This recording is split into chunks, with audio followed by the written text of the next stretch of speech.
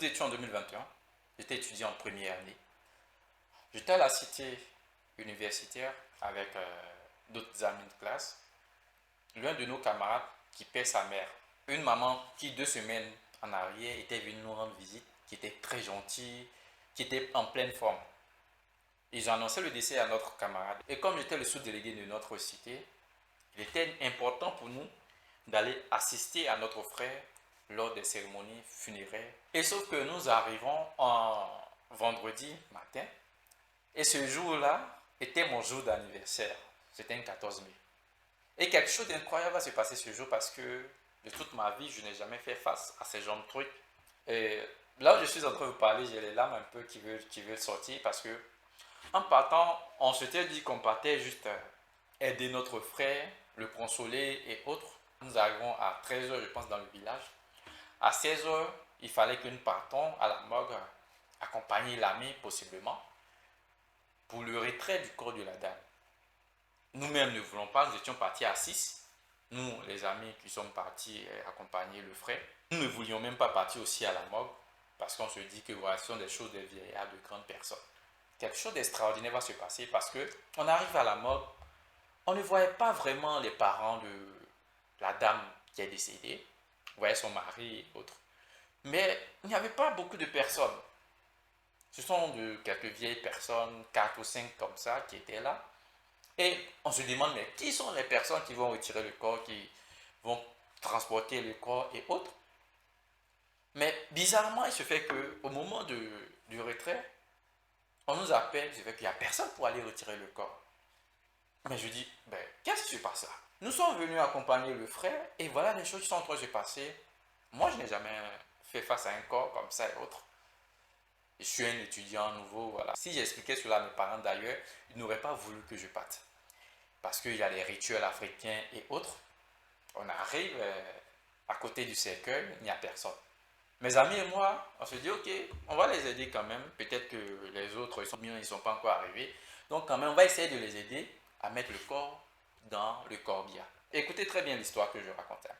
Nous étions partis à 6 et quand vous voyez le cercueil, j'ai déjà mis la vidéo, sinon je vais la mettre pour que vous puissiez voir un peu. Je vais dire les bras du cercueil, il y en a 6. Il y a 3 ici, 3 de l'autre côté. Donc il faut 6 personnes pour pouvoir soulever le cercueil. C'est comme si Dieu avait prévu ça. Et donc on arrive à mettre le corps dans le cercueil. Bizarrement, on retourne au village. Pour faire descendre le corps, il n'y a encore personne. Mais c'est un grand village. C'est pas un petit village, hein. C'est un grand village. Donc là encore, bon, on va faire comment? On va faire descendre le corps. On fait descendre le corps. Il va y avoir tout ce qu'il y a à faire la nuit et autres. Le lendemain matin, il était 5 heures. Il fallait que les gens partent mettre le corps en terre. Ou sinon pas enterrer le corps. Voulant juste aller accompagner notre frère qui est en train de pleurer. Il se fait que on arrive, on charge d'abord le corps dans le corbillard, on arrive dans les cimetières, il n'y a personne. Vous allez voir ça sur la vidéo. Il n'y a personne. Il n'y a personne. Et c'est là que j'ai compris que, en fait, le village, il est fâché. Le village est fâché en ce sens que le corps de la dame a été abandonné. Et c'est nous qui allons prendre encore le cercueil pour essayer de mettre dans la tombe. Et là, le cercueil ne voulait pas rentrer. De 5 heures, nous sommes quittés là à quasiment 11 heures. Tout était déjà construit, il fallait qu'on parte mettre le cercueil dedans et puis on s'en va. Hein. Mais de 5 heures à 11 heures, on avait du mal à faire entrer le cercueil. Vous savez, là c'est un ami qui lui, il était fatigué, sinon il était fâché, qui ne voulait plus attraper le cercueil, qui ne voulait plus aider. Et donc c'est lui qui nous filmait là. Et mon délégué aussi était quelque part fâché, mais il fallait les motiver. Et là, on arrive à enterrer la dame à 11 heures, quelque chose comme ça. On arrive dans le village, les sœurs au mari de la dame décédée de la défunte commençaient à pleurer. Commençaient à dire de telles choses, telles que vous êtes des envoyés de Dieu. Vous êtes des anges envoyés de Dieu. Si vous n'étiez pas venus, notre défunte belle-sœur ne serait pas enterrée. Elles nous ont bénis. Elles ont prononcé des paroles incroyables. Et ça, j'ai compris que souvent vous vous retrouvez quelque part. Vous ne savez pas pourquoi vous êtes là, mais à travers l'objet qui va se passer là, vous en rendez compte que c'est Dieu qui a voulu que vous soyez là. Souvent, vous êtes en train de passer dans la rue et puis un accident se passe. Je dis du n'importe quoi. Il y a un accident de circulation et autres. Quelqu'un est tombé. Vous êtes seul là. C'est Dieu qui a voulu ça. L'accident aurait pu se passer sans vous, sans que vous ne soyez là. Mais si l'accident se passe, qui appelle les secours? Il y a plein de situations comme ça qui arrivent dans notre vie parce que Dieu l'a voulu. Et aujourd'hui, je garde toujours cette vidéo en 2025 parce que je vais la raconter cette histoire à mes enfants où je n'ai jamais voulu la mettre sur la toile comme ça.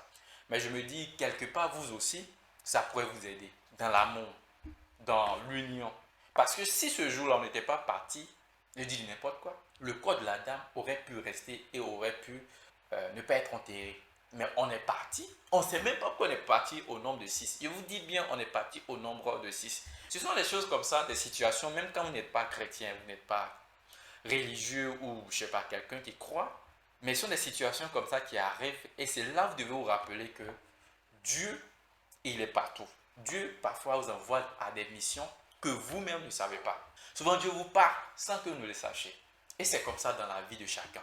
Ce que j'ai envie de vous dire, c'est que vous devez être amour, l'unité, la réconciliation. Vous savez, la première condition de Dieu pour avoir accès à son royaume, c'est l'amour. Et tant que vous avez l'amour en vous, tant que vous aurez la vie de Dieu et vous ne manquerez de rien. Et j'ai envie que vous vous imprégniez de cette manière-là, d'aider les gens qui sont dans le besoin.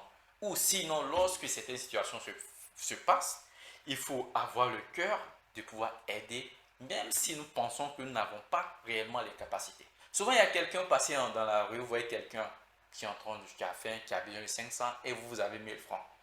Pourquoi ne lui donnez pas 500? Pourquoi ne lui donnez pas 500? Il faut lui donner 500. Ça fait quoi? Il y a des choses comme ça qui se passent. Il faut aider les gens qui sont dans le besoin. Ça aide à l'autonomie financière. Si moi je vous raconte aujourd'hui tout ce que j'ai vécu jusque-là, et là où Dieu est en train de m'envoyer, ou là où je suis en train de partir, les gars, vous allez dire non, c'est incroyable. Moi, j'ai fait des jours à 12 ans, à 13 ans, à ne pas manger en tant qu'élève. Parce que je n'étais pas avec mes parents, je n'étais avec personne. Vous voyez un gamin de 12, 13 ans qui va passer toute une journée à ne pas manger, qui n'a pas voulu faire un jeûne, hein, le lendemain également. Et c'est à 18 h, il arrive à avoir quelque chose. Et c'est ça, moi je suis passé par là. Tout ça, c'est un processus qu'il fallait que je rencontre, qu'il fallait que je puisse voir. Mais cela n'a jamais enlevé l'amour des autres dans mon cœur. J'ai toujours aimé autrui, j'ai toujours aimé les autres. Donc vous aussi, je voudrais que vous puissiez s'aimer ça en vous et partager autour de vous. Et ça va ouvrir des portes. Comme je le dis dans la vidéo précédente, l'argent n'est pas physique, l'argent est spirituel. L'argent, c'est une aura que vous devez vous imprégner avant le physique. Et donc, lorsque vous avez cette aura-là, vous avez le spirituel, le physique total viendra à vous. Et c'est clair, il n'y a pas de débat à faire là-dessus.